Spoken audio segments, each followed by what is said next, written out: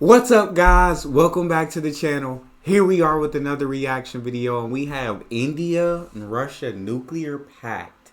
Is PM Modi and Putin's 6 NPP deal scaring Biden and Zelensky? I'm excited to jump into this and fascinated on why it would scare Biden and Zelensky.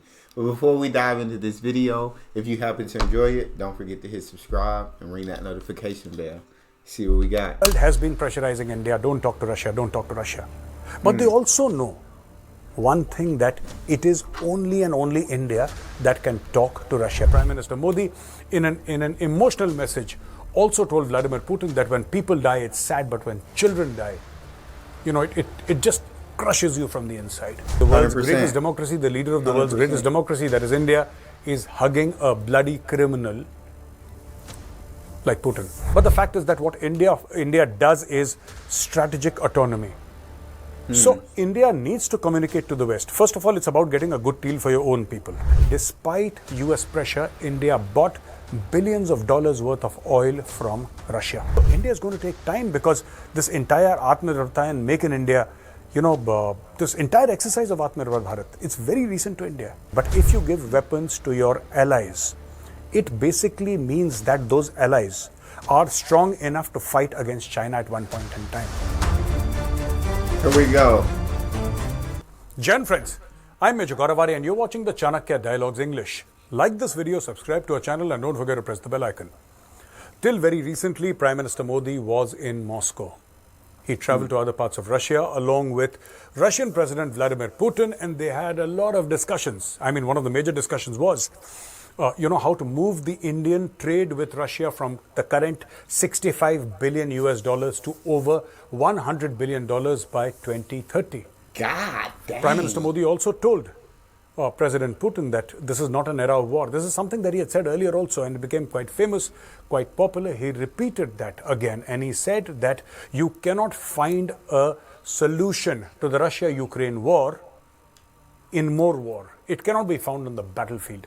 And this came at the backdrop of a missile hit in Ukraine, in which more than 37 people were killed, including 3 children. Wow. And Prime Minister Modi, in an emotional message, also told Vladimir Putin that when people die, it's sad, but when children die, it just crushes you from the inside.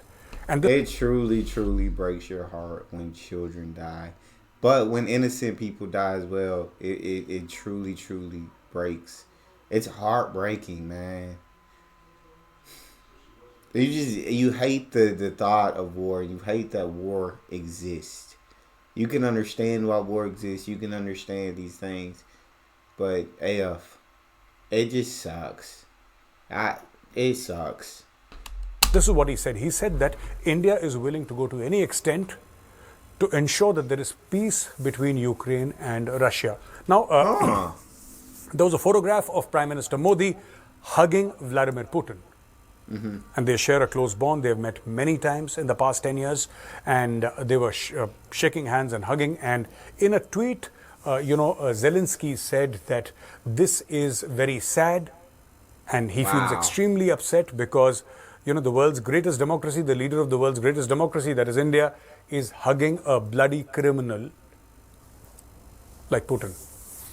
He did not mention Putin's name, but it was clear who was hugging whom. So he says he's a criminal. Putin is a criminal, and he's called Putin a criminal many other times in many other platforms. He has used various platforms to do personal attacks against Vladimir Putin. Now, a lot of things were discussed, including the Ukraine-Russia war, including trade, etc., and so many other things that India wants to do with Russia, including energy, including a corridor for getting oil from Russia to India, etc. But one of the things that is not being discussed is something that I am going to discuss with you today, ladies and gentlemen, and that is, Russia has offered cooperation in building small tropical nuclear power stations to India with the possibility of their deep localization, which means deep localization as in indigenization of various parts of those nuclear reactors, including transfer of the construction part to New Delhi. Now, this was said by Director General of Rosatom, State Atomic Energy Corporation of Russia. Alexei Likhashev is his name. So what Alexei Likhashev actually meant was that this nuclear reactor, which India and Russia are partnering for, they can make a lot of it in India. Obviously, it has to be based in India, but a lot of parts can be made in India, and they will do the technology transfer also. Now, this came during Prime Minister Modi's visit to the 22nd India-Russia Annual Summit with President Putin in Russia on July 8th and 9th. Obviously, as I told you, Prime Minister Modi is currently in Austria. Alexei Likashev also conducted a tour for Prime Minister Narendra Modi and Russian President Vladimir Putin in the Atom Pavilion at VDNKH. VDNKH is an educational complex featuring an exhibition on the evolution of nuclear energy, its latest advancement and the technologies for harnessing atomic energy. It has 7 floors and 3 underground levels. So this is an entire structure that is actually, you can call it a research and a developmental center. You can call it a educational center. Yeah. Which teaches Russians and which discusses amongst Russians how to harness atomic energy. Russia and India are collaborating on building 6 1,000 megawatt nuclear reactors in Kunnankulam. Power units 1 and 2 of the Kunnankulam nuclear power plant, NPP, in Tamil Nadu are being constructed with Russia's help since 1998, and they have already been commissioned. It just sounds like India and Russia definitely have a close relationship. India and Russia definitely help each other out with a lot of things, is what it sounds like. Whether that be oil, whether that be energy, and, amongst other things. And it sounds like a lot of people, as we've seen in other videos, definitely love to condemn India for talking to Putin, for getting energy from, or getting oil from Putin, energy, anything from Russia. And they love to condemn when they're also getting things from Russia, which doesn't make sense. And I mean in the European, in Europe. But it seems like, Russia never did India wrong. While a lot of other countries have done India wrong, it seems like Russia has definitely helped India in so many different ways. And so many countries want to condemn India for being friends with Russia, and they're not saying they're allied to Russia or anything, but so many for Modi talking to Putin, hugging Putin and everything. But it's just like it sounds like just is doing what's best for his people. In Russia, from what I've seen in videos, has never really done any wrong to India. Has only helped India in a lot of circumstances. So why would Putin then turn his back on Russia? I do agree with Modi, or why would Modi then turn his back on Russia? I do agree with him. Definitely sad to see people die. It is heartbreaking, but children, it truly rips you apart, and you can't stop the war by creating more war. I do 100% agree with them on those facts. An intergovernmental agreement, IGA, they call it an IGA, an intergovernmental agreement on the project, which was signed on 20th November 1988 by then Prime Minister of India, Rajiv Gandhi, and the Soviet head of state, Mikhail Gorbachev, at that point in time, for the construction of 2 nuclear reactors.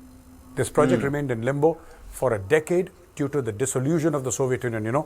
In the early 90s, the Soviet Union broke apart and 15 new countries were created, amongst them Russia. Ukraine was also part of the Soviet Union, for those of you who did not know. Oh, wow. There were also objections from the United States on the grounds that the agreement did not meet the 1992 terms of the Nuclear Suppliers Group. The construction of power units number 3, number 4, number 5 and number 6 is currently underway. The plan is to complete the construction fully by 2027. Going back to December 2021, New Delhi also promised to provide an area for construction of the second Russia-designed NPP. Now, this is as per the state-run news agency TASS. Vladimir Putin personally driving Indian Prime Minister Modi. You've all seen that image. It's EV, and Vladimir Putin was driving Prime Minister Narendra Modi, and the world said, this is actually, shows the closeness between India and Russia. So, it's a mini electric car at his residence, and, it shows the strengthening bond between the two nations. Now, what does PM Modi's Russia visit amid Russia-Ukraine war indicate?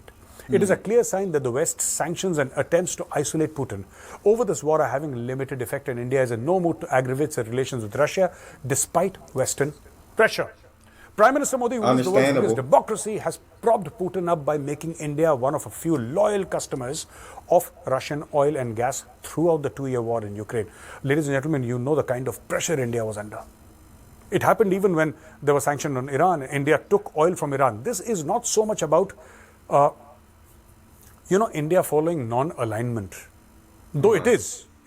That is not untrue. But the fact is that what India does is strategic autonomy. So India needs to communicate to the West. First of all, it's about getting a good deal for your own people, right? You must get a good deal for your own people. Big time. Irrespective of what the West. That only makes sense, right? I'm not going to let your judgments and condemnation stop me from getting the best deal for my people. Right? Because what if I was to condemn Russia and I was to condemn Putin? Are y'all going to give me the same deals they was giving me? Are y'all going to... No, you're going to give me more expensive deals. So it's going to be harder for my people. So it wouldn't make sense. It would not make sense. Okay. West says. I mean, look at our purchasing power parity. Right? It's very, very less compared to the Americans. Even the Chinese, even the Europeans, is very less. So our government needs to get the best deal possible for our people. Understandable. If you don't get the best deal possible for our people, there'll be massive inflation in India. And the poor will not be able to tolerate it. And this is exactly what India did. Despite US pressure, India bought billions of dollars worth of oil from Russia. They just kept on buying oil after oil after oil. And there was a time when India was the top exporter of oil to Europe. Dang. I discussed this in a video a few months ago where, India had been buying Russian crude, which was banned, by the way. So they refined it in India. The chemical composition of the oil changed. It was no longer the banned Russian oil. This new oil, quote unquote, this new kind of oil was sold by India to Europe. Wow. And the US and everybody else could not say anything simply because it was not the same Russian oil. The chemical composition of the oil had changed, and therefore India became the top supplier of fuel to the European Union. I love that. And the Saudis were surprised, and the Americans were surprised because, India doesn't have oil. How can it become the top supplier? So that is all a bit of recent history, ladies and gentlemen. Now, ladies and gentlemen, Alan Ahn, Deputy Director for the Nuclear Climate and Energy Program with Third Way, a Washington, D.C.-based climate and energy research organization, has said that Russia leads the world in the number of nuclear plant construction projects in other countries, and the Russian government has been very aggressive in engaging international partners on civil nuclear cooperation. This basically means, ladies and gentlemen, that the dominance in nuclear power is helping Putin retain his position on the world stage, even as the US and Europe shun him over the war, and PM Modi is clearly sticking with India's tradition of non-aligned foreign policy that allows it to trade with Russia while remaining a friend of the West. Russia and India might not be focusing only on oil and gas trade, as Russian and Indian delegates also discussed taking advantages of the Northern Sea route, a shipping passage that is becoming more and more feasible because of the Arctic ice melt. It's a quicker way to get from Western Russia to India than going the other way around, and the whole stretch is projected to be ice-free by 2050. Now, ladies and gentlemen, here is the thing. You see, the world has been pressurizing India, don't talk to Russia, don't talk to Russia. But they also know one thing, that it is only and only India that can talk to Russia. Because Russia, you see, India is the non-interested party in the sense that India is the neutral party, if I may put it that way. Yeah. India is the neutral party here. I mean, who will talk to Russia if not India? The Americans can't talk, NATO cannot talk.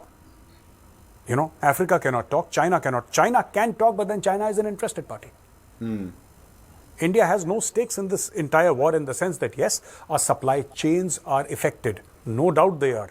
Any war in the world, somebody's supply chains will be impacted. But the fact of the matter is that, India says that we are neither supporting Ukraine nor Russia. We want peace. This is why Prime Minister Modi again and again, he said that a year back. He said this again in front of Vladimir Putin, and then he said it again in Austria, where he is currently. Now, ladies and gentlemen, for the question and answers, we have Naveen Ruhil, who says, is fascism good for Bharat to tackle the problem of Deshdrohi, which means traitor? What he means to say is, should there be fascism in India to tackle the problem of Deshdrohi? My friend, if you have fascism in India, then you can say goodbye to everything that you hold dear and sacred. Fascism is a illness of the blood. It is a sickness of the mind. Like that answer. Right? Deshdrohis you can deal with. Traitors you can deal with. Fascism, it'll just make everything so hollow. Love that answer. Hitler was a fascist. Hitler was a fascist. Mussolini was a fascist. And Hitler was perhaps the most evil man ever born on this earth. He was absolutely Definitely. crazy. Definitely Right? up So, there. no, 100%. you don't want to engage with fascists. You don't even want to know what a fascist is. Just keep away. It's just too evil. Agreed. Now, Partha says, Namaste Gauravji, Namaste Parthaji. My question is that some in India question why we are trying to manufacture big things if we cannot even make small things like routers, peripherals, etc. Do you think today there is more trust in Bharat to manufacture the big stuff, for which trust is not adequate enough in China? If not in China, where do you see the manufacturing of the small to middle equipment going? Global South? Okay, so I'd like to tell you one thing here. It is not that India cannot manufacture. India has started to manufacture. We never paid attention to this in the past. And you must give India time. We are extremely impatient. You know, we are the kind of people who want to see results the next day. It doesn't happen like that. I feel that. America, that's the way the world is today. That's immediate gratification. You want to see those results today. You want to see those results very quickly. You don't want to wait in like a 10-year plan, 15-year plan. You're not interested in that. You're interested in things happening today. 100% agree. manufacturing has been going on for over a century. Japanese manufacturing has been there over a century. Just to give you a small example, I think I've said it before in some video. You're aware of this, company that manufactures vehicles and electronics from Japan called Mitsubishi. You're all aware of Mitsubishi, right? Yeah. During the Second World War, Mitsubishi was not making washing machines. They were making fighter jets. They made an iconic fighter plane called Zero, which was used by the kamikazes to bomb the American Navy in the Pacific and other places. Yeah. So all these countries have been manufacturing for centuries. Yeah. Big and small. So India is going to take time, because this entire Atmanirbharta and Make in India, this entire exercise of Atmanirbhar Bharat, it's very recent to India. It's just 5, 6 years, 7 years, 8 years. You need to give India time. It should have started 60, 70 years back. It did not. It did not. Now it's starting in earnest. You'll have to wait to see it grow. Hari Konat says, hi Major, I have a question. You say that India should give weapons, Tejas, Prachand, etc. to Philippines and other countries, but India itself is having a shortage of these weapons. So how should India manage selling weapons to other countries and manage its own lack of sufficient weapons? A very good question. Now let me tell you. When I say give weapons to these countries, all these are countries which have a solid dispute with China. And China is trying to fight these countries, bully these countries. Why do we need weapons? We need weapons to majorly contain China. And to some small extent Pakistan. But Pakistan is a teeny weeny cog in the wheel. It's mostly China that we need to contain. Right? So, if you give it to an ally, if you give weapons to an ally, of course you need to ramp up your own production. There is no doubting that. You need to ramp up your own production. But if you give weapons to your allies, it basically means that those allies are strong enough to fight against China at one point in time. But you're saying that we ourselves lack those weapons right now because manufacturing is slow. I agree with you. We must hasten stuff up. We must make it faster and faster. So thank you, ladies and gentlemen. So I guess, you understand the thought of giving weapons. You understand, giving weapons to those countries. But the guy asking the question was like, well, how do you do that when we have insufficient weapons? And so he said, manufacturing does need to ramp up because we do need more weapons. So it sounds like at the moment it's not possible for them to give weapons to those countries that he talked about, because at the moment they have lack of weapons. That's all that I have for you today. If you like this video, press the like button, subscribe to our channel. Don't forget to press the bell icon. Jai Hind, Vande Mataram, Bharat Mata Ki Jai. That was a great video. And I 100% agree with everything that he was saying. But at the end of the day, India's got to get the best deal for its people. It makes sense as a country, as a leader of the country. You're going to get your people the best deal. And it doesn't matter if the West is upset about it. Hey, like y'all aren't offering a better deal. You offer a better deal, and you'll probably take that deal. But you can't condemn them and then not offer them a good deal as good as Russia's giving them. So I don't think those other countries would. The West that condemns India, if it was them in that position, right? They're not passing up the opportunity to get the best deal for their people. So why would you condemn India for it? But that's all we have for this video. Let me know what you guys think in the comment section. Also, if you enjoyed that, make sure you check out this video next. Don't forget to subscribe and hit that like button. See you guys on the next one.